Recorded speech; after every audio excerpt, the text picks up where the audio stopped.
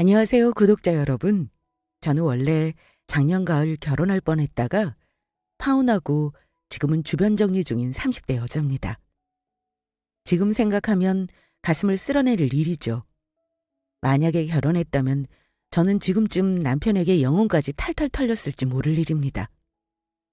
우리 친정아빠는 그야말로 조상이 도왔다는 말까지 하시면서 엄마 돌아가시고 나서 안 지내던 제사를 다시 지내야 하나 진지하게 고민까지 하셨답니다. 저는 엄마가 사회 초년생 때 암으로 돌아가시고 아빠랑 여동생 이렇게 셋이 살아요. 아빠가 저 좋은 신랑감에게 시집 보낸다고 너무 좋아하셨는데 이렇게 돼버리고 나니 얼마나 마음 아파셨는지 모릅니다. 네 엄마가 없으니 아빠가 영 사람 보는 눈도 없어진 것 같구나.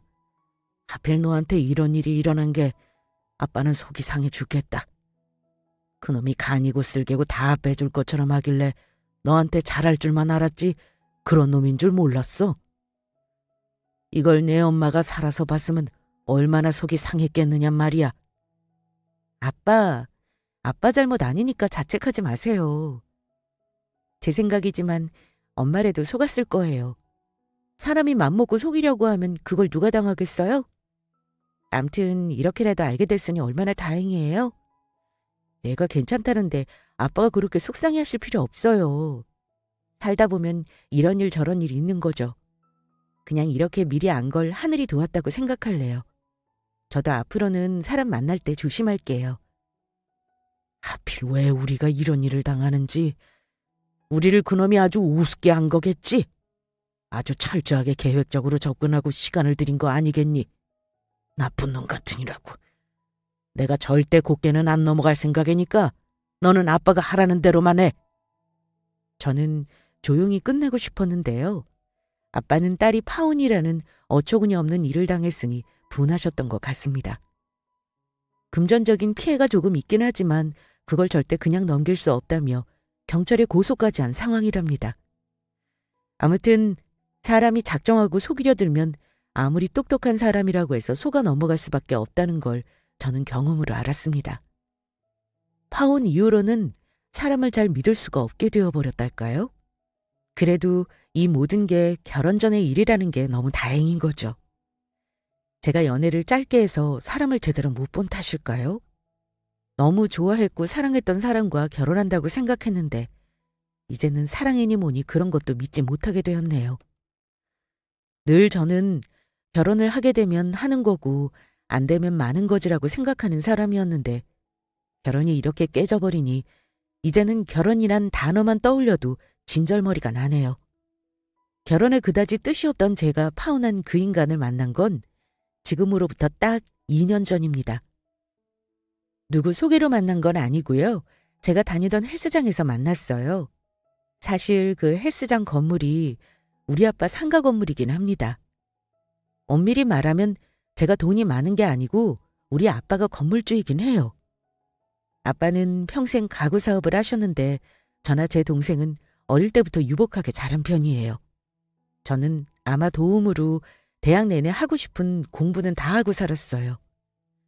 대학 마치고 회사 2년 다니다가 27살에 아빠 건물에 사무실을 내고 창업을 했는데 너무나도 감사하게도 창업 1년 만에 매출 1억을 달성하며 승승장구하고 있었고요. 아무리 아빠라고는 하지만 저는 월세를 꼬박꼬박 드리고 있긴 합니다. 거의 컴퓨터 앞에서 하는 일이라 건강을 위해 다니기 시작한 헬스장에서 잘못된 인연이 시작된 겁니다. 매일 같은 시간에 운동을 하는데 헬스장에 매일 나오는 남자가 어느 순간부터 자꾸 보이더니만 심지어 번번이 눈이 마주치더라고요. 둔한 데가 있는 저는 그런가 보다 하고 지냈는데 그 사람이 먼저 말을 걸었고 운동하는데 자세를 몇 번 도와주더니만 그렇게 몇 개월이 지나 자연스레 가까워지며 데이트까지 하는 사이가 되었습니다. 그 사람은 본인은 전문직 종사자를 소개했습니다. 혹여 그 사람 직업과 같은 사람들이 불쾌해하실까 봐 말은 못하겠지만 아무튼 누구나 부러워하고 바라던 그런 직종입니다. 조금 친해질 무렵 명함도 건네받았는데 인터넷 검색하면 나오는 제법 큰 법인이기도 했습니다. 나이도 저보다 딱 3살이 많았어요. 그때 제가 31였으니 그 사람은 34. 한창 팔팔하고 사회생활 열심히 할 그런 나이였고요. 그런 사람이 저에게 호감을 보이니 저도 싫지 않았고요. 그래서 남들처럼 몇 개월간 정말 불타는 연애를 했습니다. 남자친구는 자기 자신을 굉장히 사랑하는 사람이라는 건 사귀면서 알고 있었어요. 왜 그런 사람 있죠? 자기 관리 열심히 엄청 하고 먹는 거 입는 거 뭐 하나 허투루 하지 않는 사람이요. 외모 가꾸는 것도 엄청 신경 쓰는 사람이었는데 처음에 뭐 저런 남자가 있나 했지만 자기 관리 잘하는 사람이 안 하는 것보다는 낫다고 생각했습니다. 어쨌든 사귀는 동안 자기애가 충만한 모습을 종종 보이기도 했어요. 외모 관리나 몸매 관리를 저보다 더하는 사람은 솔직히 처음 보긴 했어요. 하지만 그만큼 저도 챙겨주는 모습을 보였고 나쁘지는 않았습니다. 게으른 사람보다야 100번 나으니까요. 다만 가장 저랑 자주 다툰 게 있다면 단 하나, 바로 연락 문제였습니다. 남자친구는 간혹 한 달에 한두 번씩 2, 3일씩 연락 두절이 될 때가 있었습니다. 처음에는 그런가 보다 했는데 사귀는 사람이 그것도 어쩔 때는 주말에 연락 두절이 된다면 여러분은 어떠실 것 같나요? 아마 어지간한 여자분들은 의심하거나 싫어하는 일이라고 생각합니다.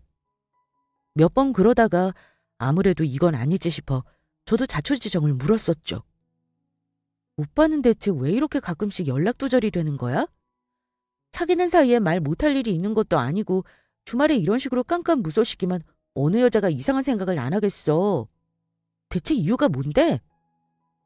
일 때문에 지방 출장 가면 이리저리 이동하느라 연락하기 힘들 때가 있어. 절대 너한테 감추는 거 없으니까 안심해도 돼. 나 생활 단순한 거 이제껏 봐서 너도 잘 알잖아. 술도 안 하고 잡기도 없는 내가 너 몰래 뭘 하고 다니겠어? 일 때문에 직원하고 같이 있다 보면 애인이랍시고 전화기도 눈치 보여서 그래. 이해해줘. 대신 다음부터는 미리 연락하기 힘들다고 꼭 얘기할게. 앞으로는 나 오해 안 하게. 이런 일 없도록 해줘. 이런 일도 자주 쌓이면 믿음이 깨지는 거야. 부탁할게. 하지만 그렇게 다짐해놓고도 그 이후로 종종 감감무소식이 될 때가 있었습니다. 몇 번의 싸움을 더 하고 나서야 그 사람은 미리 문자 정도를 하긴 했어요. 하지만 그런 일이 있을 때 뭔가 석연찮은 구석이 있었던 것도 사실이긴 합니다. 하지만 저와 교제하는 도중에 여자 문제라든가 다른 문제로 의심한 적은 없었어요. 그렇게 1년간 연애하다가 사귄 지 1년 넘어갈 무렵에 청혼을 받았고요. 사귄 기간이 짧기도 했고 그 사람 본가가 마산이라 한 번도 부모님을 미리 뵌 적은 없었습니다. 왜 결혼 전 가장 부담스러운 일 중에 하나가 바로 양가 부모님에게 인사하는 일이라잖아요. 저 역시 그 사람 부모님과 가족을 만나는 일로 여간 부담스러운 게 아니었는데요. 자주 있는 일도 아니니 당연히 제가 지방까지 내려가서 인사를 드리는 게 당연하다고 생각했습니다. 그런데 남자친구는 굳이 그럴 필요 없다고 하며 자기 엄마가 굳이 서울로 와서 얼굴을 미리 보자고 하셨다더라고요. 우리 어머니가 일하는 사람이 힘들게 내려올 거 없다고 그러시네. 주말에 시간 내서 올라오셔서 너 얼굴 보시겠대. 그리고 아버지도 미리 볼 거 없어. 우리 아버지는 나중에 상견례 때 보자고 하시더라. 내가 데려오는 신부감이면 그냥 오케이시래. 뭐? 그런 말이 어딨어. 그래도 오빠 아버지 미리 뵙고 인사드리는 게 맞지. 진짜 내 말대로 하라니까. 우리 아버지 몫이라 지금 일 많으셔서 시간 맞추기도 힘들어. 내 말대로 해도 돼. 전혀 부담 가질 거 없어. 저는 의아한 생각이 들 수밖에 없었습니다. 외동아들이라고 들었고 하나 있는 아들이 결혼하겠다는 여자를 데리고 온다고 하는데 상견례 날 얼굴 보자는 아빠도 있나 싶어서요. 그런데 극구 자기 말대로 하자는 겁니다. 그리고 자기 아버지가 서울에 종종 올라오니 결혼 준비하면서 저랑 종종 만나면 된다고 하는 겁니다. 그러더니만 순식간에 자기 엄마랑 통화하면서 바로 서울에서 만날 약속을 잡더라고요. 그렇게 해서 얼떨결에 남자친구 엄마를 만났습니다. 보통은 예비 며느리 온다고 하면 예비 시부모님이 정성껏 손님 맞이를 하듯 예비 며느리를 보는 게 정상인데 좀 이상하다는 생각은 하긴 했어요. 하지만 직접 만나보고 나서 이상하다는 생각은 사라지긴 했습니다. 남자친구가 예약해놓은 식당에서 처음 본 예비 시어머니는 아주 평범한 아주머니였어요. 시골 촌부 같은 모습은 전혀 아니었고 만약 우리 엄마가 살아계신다면 비슷한 연배시겠구나 하는 생각이 들 만큼 평범해 보였습니다. 우리 영민이한테 얘기 많이 들었어. 갑자기 결혼하겠다고 하길래 나도 어떤 아가씨인가 궁금했는데 만나보니 우리 아들이 좋아할 만하네. 아주 예쁘고 똑똑해 보여. 그래, 대충 얘기는 들었다만 친정엄마가 안 계신다지? 그럼 나를 편하게 친정엄마라고 생각하고 결혼 준비하면 되겠네. 그렇게 편하게 대해주시면 저야 감사하죠, 어머니. 준비하다가 잘 모르는 점 있으면 자주 연락드려서 물어보겠습니다. 그래. 말 나온 김에 나 다음 달에 올라올 일 있으니 그때같이 백화점이라도 갈까? 좋죠. 어머니 올라오시면 연락 주세요. 영민 오빠랑 같이 맛있는 거 먹으면 되겠네요. 근데 아버님은 어쩌죠? 오늘 인사를 못 드리는 게 마음에 걸려서요. 그건 걱정할 필요 없어. 우리 집은 내가 실세니까 나한테 통과하면 그걸로 된 거다. 그 사람은 우리 상견례 할 때는 한번 보면 그만이지. 그리고 말이다. 우리가 집이 지방이다 보니 상견례 하기 전에 미리미리 결혼 준비를 해놨으면 해. 너희 아버지만 허락하시면 상견례 전에 날짜도 미리 잡고 혼수랑 예물이랑 다 준비하고 싶은데 어떨까? 어머니는 서로 만나기 쉬운 거리가 아니니 상견례 전에 결혼 준비를 하는 게 어떠냐며 제 의견을 물으셨습니다. 저는 갑자기 빨리 결혼이 진행되는 것 같아서 정신이 없으면서도 저를 마음에 들어 하시는 것 같아서 내심 기쁘더라고요. 네, 어머니. 저도 아직 인사만 드린 거라 구체적으로 생각은 안 해봐서요. 일단 저도 아빠랑 의논해보는 게 순서인 것 같아요. 오빠 인사드리고 나서 다시 말씀드리겠습니다. 저렇게 말씀을 드렸는데 예비 시모가 아들 결혼을 더 급하게 서두르는 느낌이었습니다. 첫 만남 자리에서 심지어 어머니는 집을 해주시겠다는 말씀까지 하셨어요. 너희 신혼집은 우리 쪽에서 해줄 테니까 아버지한테 말씀 잘 드려봐. 요즘엔 반반 많이 한다고 하지만 난 그래도 너네 살 신혼집은 해주고 싶은 마음이거든. 다만 사정이 있어서 우리가 집 해줄 돈은 조금 시간이 걸릴 것 같긴 하구나. 어쨌든 집이야 금방 얻을 수 있는 거 아니겠니? 집 빼고 나머지 준비는 나랑 의논해서 했으면 좋겠다고 잘 말씀드려 보렴. 대신 집에 가구나 그런 건 너 쪽에서 부담을 하는 게 어떨까 싶어. 신혼집을 어머니께서 해주신다고요? 오빠한테 그런 말은 못 들었는데요. 집이 한두 푼 들어가는 것도 아니고 당연히 비용 반반해서 집 구하려고 했었거든요. 물론 쉬운 일은 아니다만 그래도 하나 있는 아들 결혼하는데 집은 꼭 얻어주고 싶어. 그래야 내 마음이 편할 것 같구나. 어머니께서 정 그러시다면 저야 감사한 일이죠. 사실 집이 제일 큰 문제니까요. 제가 선뜻 대답하기도 너무 감사한 일이네요. 엄마가 며느리감이 아주 마음에 드셨나 봐요. 이 자리에서 아예 결혼 준비까지 말씀하시는 거 보면요. 그럼 일단 네가 좋다는 여자인데 싫을 리가 있겠니? 만나보니 어린 나이에 자기 사업도 할 정도로 똑똑하고 야무지니 내가 뭘 더 바라겠어. 그럼 집은 차차 알아보도록 하고 더 시간 끌지 말고 둘이 얼른 준비해서 결혼하렴. 그날 첫인사를 하는데 예비 시모는 상견례 전에 결혼 준비를 차차 하자는 말씀까지 하셨습니다. 그 사이 우리 집에 남자친구도 정식으로 인사를 드렸고요. 우리 아빠야 제가 좋다는 사람은 늘 찬성이라고 하셨고 예비 남편 멀쩡한 인물을 일단 마음에 들어 하셨어요. 게다가 직업을 듣고는 큰딸의 신랑감으로 당연히 오케이 하셨습니다. 아빠에게 예비 시댁에서 신혼집은 해주기로 했다고 말씀드렸더니 아빠는 잘 됐다 하시면서도 요즘 세상에 선뜻 집 한 채 해주는 집 없다고 하시며 우리도 형편 어려운 집은 아니니 돈을 얼마간 보태겠다 말씀드리라고 하더라고요. 집에 돈이 제일 많이 들어갈 텐데 그렇게 부담을 크게 줘도 될지 모르겠다. 우리도 돈을 좀 보탠다고 하지 그러니? 오빠 쪽도 꽤 잘 살잖아요. 어머니께서 아들 신혼집은 해주고 싶다고 그러더라고요. 나머지만 우리 쪽에서 해주면 된다고 하시던데요. 혼수만 예단 신경 쓰면 되죠. 그래도 요즘 집값이 얼만데 그렇게 쉽게 해준다고 했단 말이야? 되려 아빠가 부담이 되는구나. 아빠도 참 그럴 필요 없어요.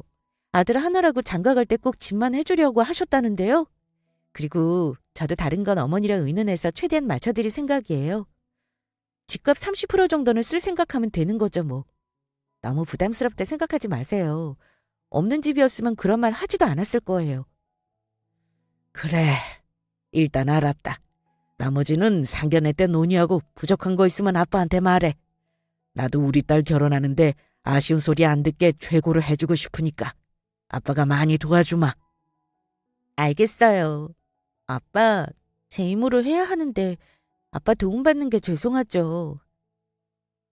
그렇게 양가 부모님 의견을 여쭙고 결혼식은 이듬해 봄에 하기로 날짜를 미리 잡았습니다. 대략 8개월가량의 여유가 있었죠. 식장은 우리 쪽 편한 위치로 맞추겠다길래 너무 감사한 마음으로 나중에 시댁 쪽 하객들 버스비는 우리가 절반 부담하겠다고 했습니다.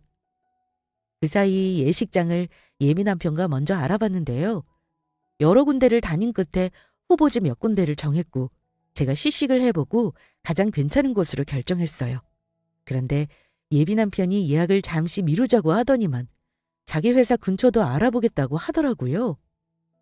신중한 그 사람답다 생각했는데 며칠 있다가 일하는 도중에 갑자기 연락이 와서는 저에게 돈을 붙이라는 겁니다.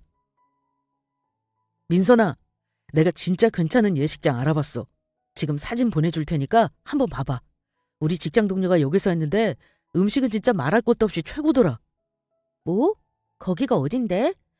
그런 데가 있으면 나랑 같이 가야지 왜 혼자 가서 결정해? 위치도 너희 집에서 가깝고 나 회사 사람들 오기도 좋고 딱이야. 근데 우리 날짜에 딱 한 타임밖에 안 남았다잖아. 일단 예약금 붙이고 잡아놓고 봐야지. 결혼 비용은 나중에 정산하기로 하고 일단 나한테 500만 붙여봐. 급하다며 하도 재촉을 하길래 저는 혼이 빠진 듯 남자친구에게 500만 원을 붙였습니다.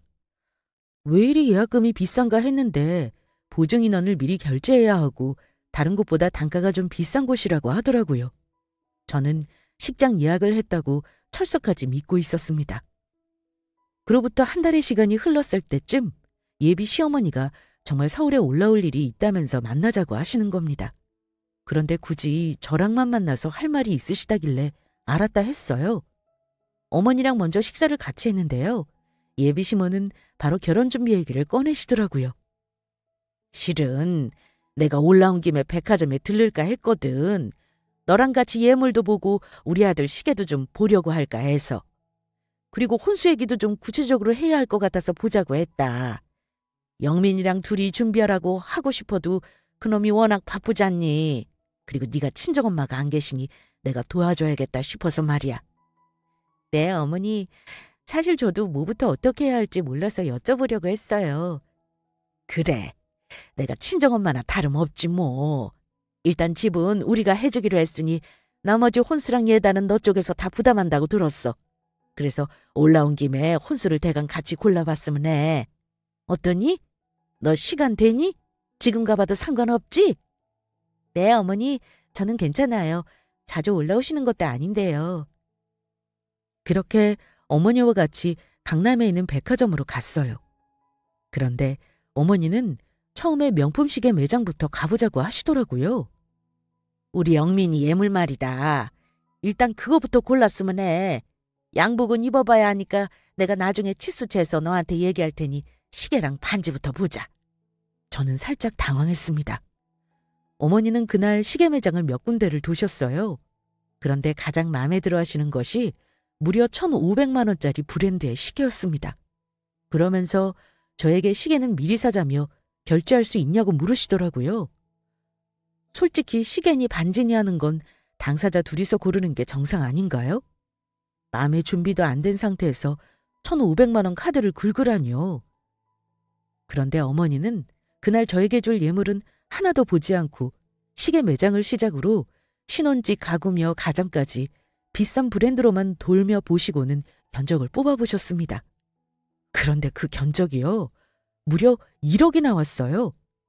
저는 어머니를 따라다니면서도 얼떨떨한 상태에서 전부 견적을 뽑긴 했어요. 그런데 어머니는 얼떨떨한 저에게 이런 말씀을 하셨습니다. 어머, 그래봤자 집값의 30%도 안 되는 돈이구나. 일단 오늘은 견적을 대충 뽑아본 거니 일단 나중에 오늘 견적 뽑은 대로 얼추 돈 준비되면 우리 영민이한테 돈을 보내다오. 네? 돈을요? 혼수는 제가 계산하면 되는 거 아닌가요, 어머니? 그래, 그건 맞지.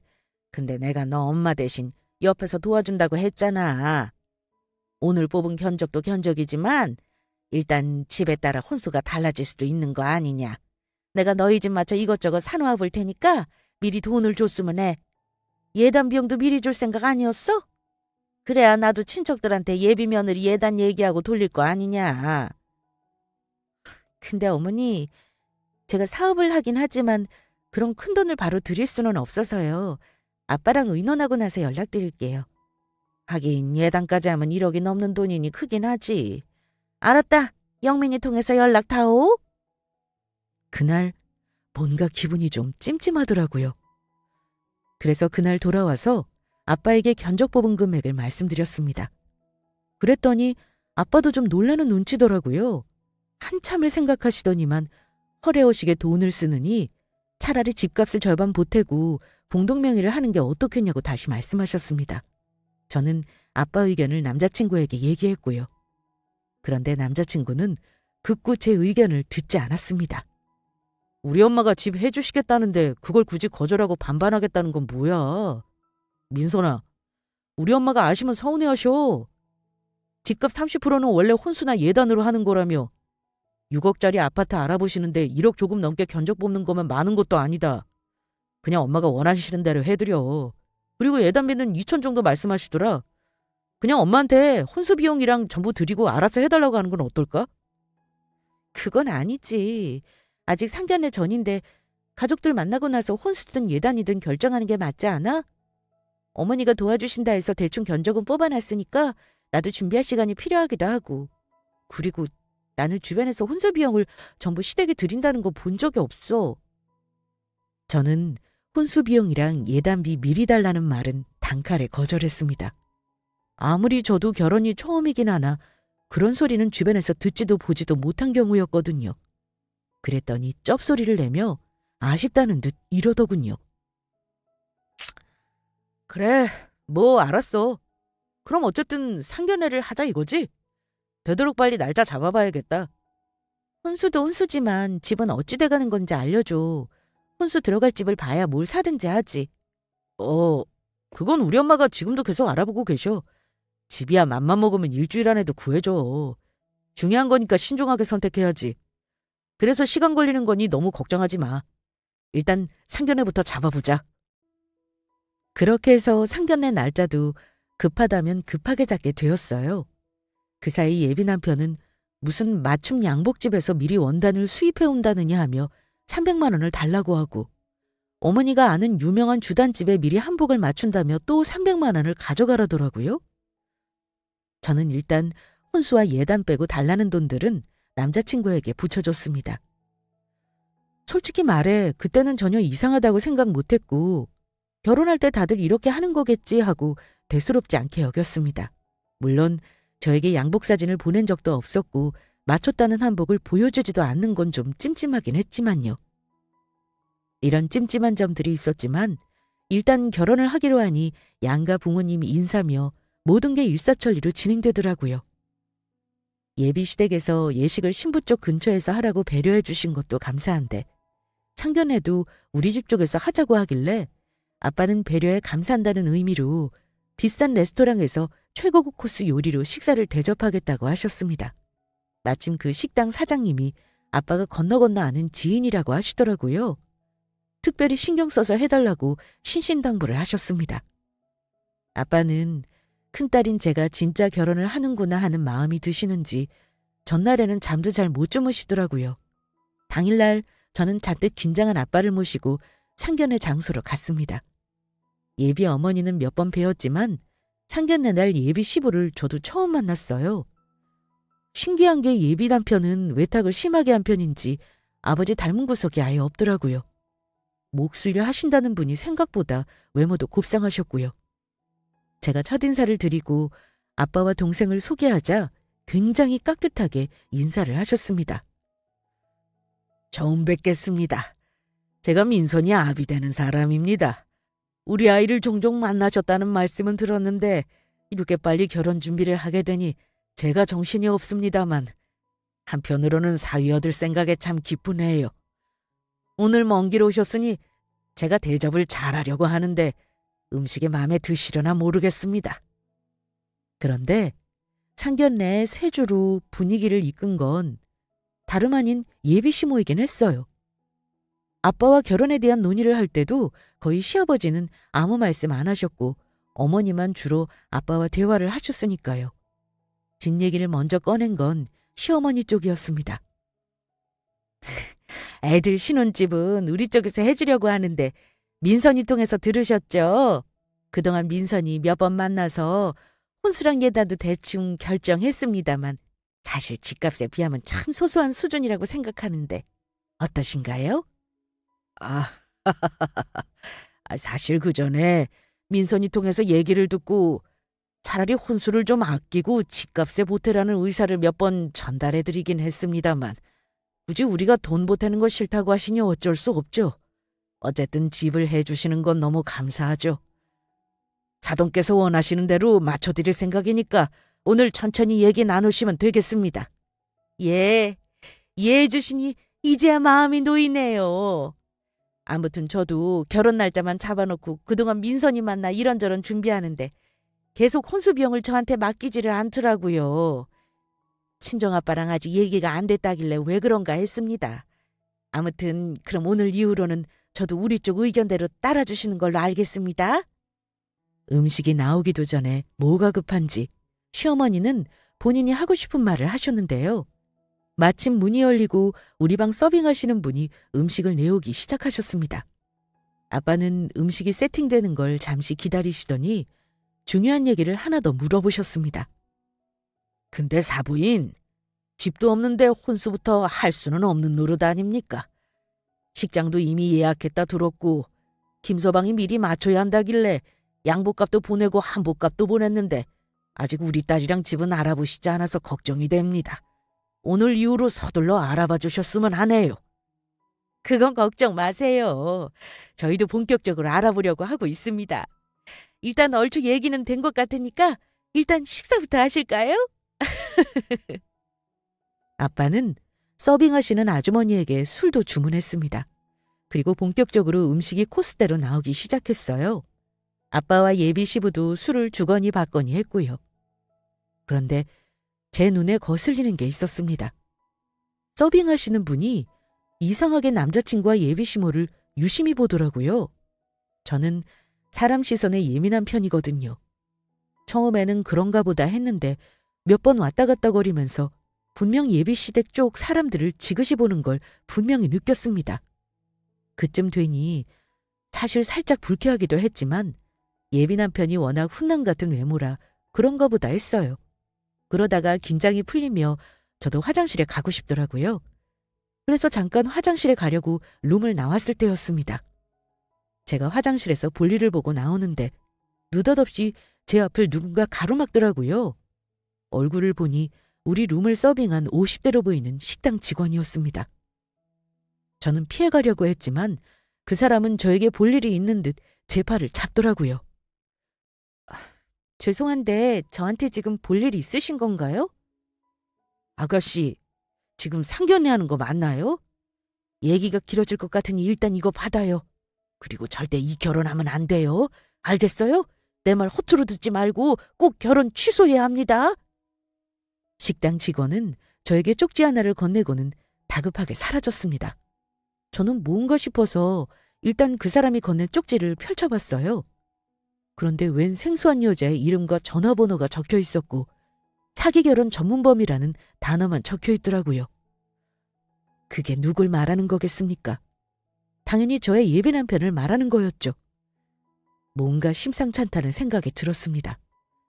전혀 일면식도 없는 식당 직원이 이런 쪽지를 건넨 데는 분명 이유가 있을 것 같았어요. 사기 결혼이라는 단어가 뇌리에 팍 꽂히면서 그동안 남자친구에게 보냈던 돈 액수가 불현듯 떠오르더라고요. 그리고 오늘 상견례에서 혼수와 예단비를 체근하는 모습이 뭔가 이상하다는 생각이 들었습니다. 일단 오늘 자리를 마무리하고 아빠와 상의해 예비 남편에 대해 더 알아봐야겠다 싶더군요. 그 시간 이후 무슨 정신으로 상견례를 마무리했는지 모릅니다. 식사를 마치고 제가 얼굴이 굳어있는데 이상하게 아빠 역시 표정이 안 좋더라고요. 어쨌든 확실한 건 없으니 그 자리에서 예의를 맞춰 인사를 하고 헤어졌습니다. 그리고 집에 돌아오는 길에 아빠는 자꾸 이상하다 하시더라고요. 저 역시 오늘 겪었던 일을 아빠에게 얘기했습니다. 그리고 예비 남편과 가족 뒷조사를 해봐야겠다고 말씀드렸어요. 그런데 아빠도 뜻밖의 말씀을 하시는 겁니다. 그래, 아빠는 아무래도 이 결혼 뭔가 수상쩍다. 그런 일이 있었다니 그냥 넘길 일은 아니지. 사실 아까 말이다. 술을 주거니 받거니 하는데 아니 아들이 주는 술을 두 손으로 받아먹는 아버지가 세상에 있다니? 게다가 무심결에 안 싸던 애게 존댓말을 하고 눈치를 보지 뭐냐. 뭔가 이상하다 싶었어. 혼수비를 달라는 것도 영이 이상하단 말이지. 아빠 말을 들으니 정말 이상했습니다. 그러고 보니 상견례 전 인사드리러 갈 때 극구 아버지를 미리 만날 필요 없다고 한 것도 수상했죠. 저는 종업원이 건넨 쪽지에 적힌 여자 번호로 전화를 했습니다. 그런데요, 받은 사람이 바로 식당 직원이더라고요. 자기 연락처를 적어준 거였죠. 그러더니 저에게 엄청난 얘기를 해주었습니다. 아까는 식당이라 내가 말을 못해서 연락처를 남겼어요. 아가씨, 내가 결혼하지 말라고 한 거 다 이유가 있어요. 아까 아가씨 집안이랑 상견례한 그놈 있죠? 불과 1년 반 전에 내가 다른 집 상견례에서 본 놈이라니까요. 내가 아는 친구가 딸이 하나 있는데 그 집이 이 동네에서 뼈 해장국 오래 하고 나름 알부자예요. 딸도 잘 키워서 선생 만들어놨는데 글쎄 그 순진한 애를 꼬셔가지고 결혼하겠다고 믿게 만들어서 야금야금 그 집 돈을 빼가더니 나중에 참적했다니까요. 그렇게 혼인빙자로 빼간 돈이 거의 1억이 넘는답니다. 나중에 사기당한 거 알고 나서도 못 믿고 아주 그 집 딸이 폐인이 됐어, 폐인이. 무슨 막장 드라마에서나 나올 것 같은 스토리를 듣는데 그 말을 믿기 어려울 지경이었습니다. 아주머니, 그 말 사실이에요? 아줌마가 근데 어떻게 확신을 하시는 건데요? 제 남자친구가 다른 사람일 수도 있는 거잖아요. 아이고 그럴 리가. 내가 이래봬도 눈썰미가 좋아서 한 번 본 손님 절대 안 잊어요. 내가 왜 기억하냐면 내 친구가 사위 잘생겼다고 사진 보여주면서 자랑도 했지만 나 일하는 식당에서 상견례를 했는데 내가 그 얼굴을 잊겠어요? 그 남자는 나를 몰라도 나는 확실히 알아요. 그러니까 결혼 절대 하지 말고 내 말 못 믿겠으면 그놈 뒷조사부터 해봐요. 아마 아가씨는 하늘이 도운 듯 싶네. 참 세상 좁다니까. 그러니 나쁜 짓 하고 살면 안 되는 거지. 아무튼 내 말대로 해봐요. 네, 어려운 얘기 해주셔서 감사합니다. 저도 신중하게 알아볼게요. 아직 뭐가 뭔지 믿기가 힘들지만요. 그 아주머니가 할 일이 없어서 저에게 그런 말을 하겠습니까? 통화 내용을 아빠에게 말씀드렸는데요. 아빠는 사실 확인 전이지만 이미 화가 머리끝까지 난 모습이셨습니다. 그리고는 아는 지인을 통해 사람을 써서 다음날 바로 남자친구 뒷조사를 하기 시작했습니다. 그런데 불과 2주일도 안 돼요. 그놈에 대해 알아낸 사실이 참 놀랍더라고요. 그래도 아니겠지 믿었는데. 대체 저는 그 사람을 1년 동안 만나면서 제대로 아는 게 하나도 없다는 걸 그때야 알았습니다. 그 인간, 전문직이라는 직업도 전부 거짓이었습니다. 진짜 직업은 무슨 용역회사에 임시로 일하는 계약직 직원이었죠. 게다가 본가인 마산에 있는 엄마는 집을 사줄 만한 재력이 전혀 없는 양반이었습니다. 20년 넘은 투룸 빌라에 전세로 살고 있었고 아버지라는 사람은 역할 대행을 쓴 거더군요. 아빠는 상견례하는 도중에 뭔가 어색한 가족이라는 느낌을 받으셨던 거고요. 그 느낌이 틀리지 않았던 겁니다. 정말 하나부터 열까지 모든 게 거짓이었습니다. 게다가 사기 전과까지 있었는데 정말 어처구니 없게도 모자가 같이 보험 사기친 전과도 있다는 겁니다. 완전 모자 사기단이었던 거죠. 심지어 저에게 식장 예약하겠다며 받아간 돈은 예식장 예약에 쓰지도 않았더군요. 양복비며 한복비도 사기당한 게 확실했습니다.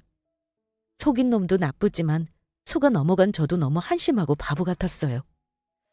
이미 저에게 접근하기 전 2명의 여자를 등쳐먹은 전적도 있었습니다. 아빠는 모든 사실을 알고 나서 뒷목 잡고 쓰러질 뻔하셨어요. 저 역시 마찬가지였고요. 뒷조사해준 심부름센터 직원도 이런 악질적이고 치밀한 놈은 처음이라면서 아주 혀를 내두르더라고요.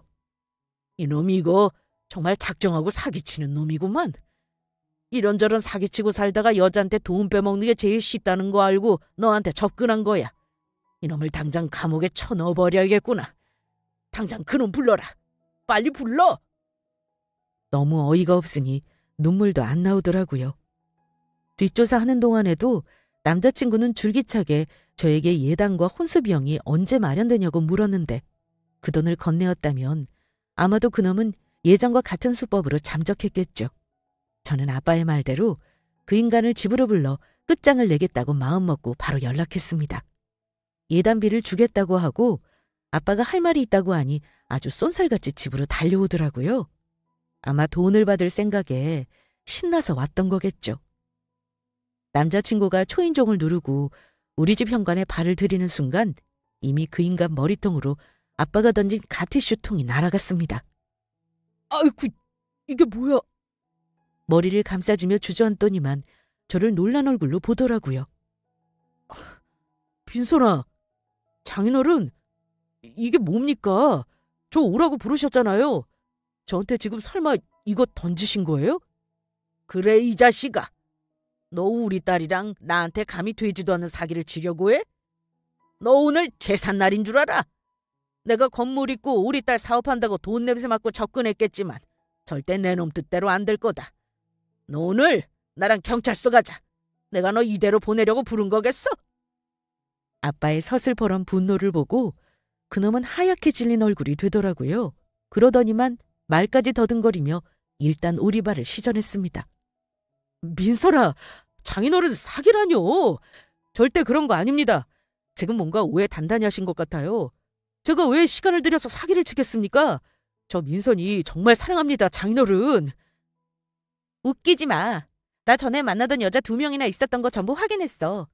똑같이 결혼 빌미를 돈 뜯어내고 잠적했더라? 나한테도 당신 엄마랑 같이 짜고 돈 뜯어내려고 한 거 다 알아. 하마터면 내가 범죄자랑 결혼할 뻔했네. 당신을 믿고 어리숙하게 돈까지 붙인 내가 정신이지. 파혼은 당연한 거고 오늘 당장 내가 붙인 돈 도로 내놔. 당장 안 돌려주면 지금 바로 경찰서 가서 고소할 테니까 어디 한번 법대로 해보자고. 뭐? 그 돈을 왜? 우리 결혼 준비로 쓴 거잖아. 양복이랑 한복은 어떻게 환불하냐? 웃기시네. 식장 예약은 하지도 않았고 대체 맞췄다는 양복이랑 한복은 어떻게 생긴 건데? 당장 내가 붙인 돈 내놔. 슬금슬금 뒷걸음질을 치더니만 달아나려고 하더라고요. 아빠는 주량랑 치려는 그놈 뒷덜미를 잡고 바닥에 한 번 더 내동댕이 쳤습니다. 아빠 덩치와 힘도 못 당하는 인간이 무슨 배짱으로 그런 사기를 친 건지. 너무 한심해 보였고 저런 인간을 못 알아본 제 자신이 너무 싫어 미칠 지경이었습니다. 아빠는 바로 112에 신고를 하셨어요. 그때 재빠른 동작으로 그놈이 우리 집 현관문을 열고는 도망을 쳐버렸습니다. 미처 잡을 새도 없이 말이죠. 도망치는 그놈 뒷모습을 보자니 어찌나 허망하던지 결국 아빠와 저는 출동한 경찰에게 자초지정을 말하고 그놈을 신고해버렸습니다. 그리고 경찰서에 가서 그동안 피해받은 금액과 경위를 진술하고 그놈과 어머니를 사기 혐의로 고소해버렸어요. 물론 인적사항과 연락처를 알고 있었던 제가 유리했습니다. 허무하지만 확실하게 저는 그 나쁜 놈과 파혼했습니다. 정말 큰일 날 뻔한 결혼이었죠. 얼마 후 그놈이 검찰의 기소 의견으로 송치되었다는 연락을 받았어요. 그리고 저에게 그놈 정체를 알려준 식당 종업원 도움을 받아 다른 피해 여성의 진술도 받을 수 있었습니다. 그분에게는 몇 번이고 감사 인사를 드렸네요. 아마 그놈은 법의 심판을 받을 것 같아요. 그렇게라도 다른 여자들이 당할 피해를 막았으니 얼마나 다행인 일인가요? 불과 반년도 안 된 일이라 아직 수습 중이긴 한데요. 생각보다 저는 마음이 힘들지는 않아요. 매일 가슴 쓸어내리는 아빠 보면서 저 역시 돌아가신 엄마나 우리 집 조상님이 도움이 있었나 하는 생각을 하기도 해요. 어쨌든 세상에는 저 같은 사연도 있다는 걸 구독자분들이 재미있게 들어주셨다면 좋겠습니다. 세상 좁다는 소리 흔히 하는 말이라지만 괜히 있는 말 아니라는 거 확실히 알겠더라고요. 전혀 일면식 없는 분이 전 남친을 알아보고 이런 도움을 주셨으니까요. 저도 악행을 하지 않고 선행을 하고 살아야겠다고 다시 한번 다짐하는 계기가 되기도 했습니다. 저의 황당했던 파혼 사연은 여기까지입니다. 저에게 사기친 그놈과 그놈의 엄마가 꼭 죗값을 받게 저도 노력할 것을 약속드리면서 사연 마칠게요. 감사합니다.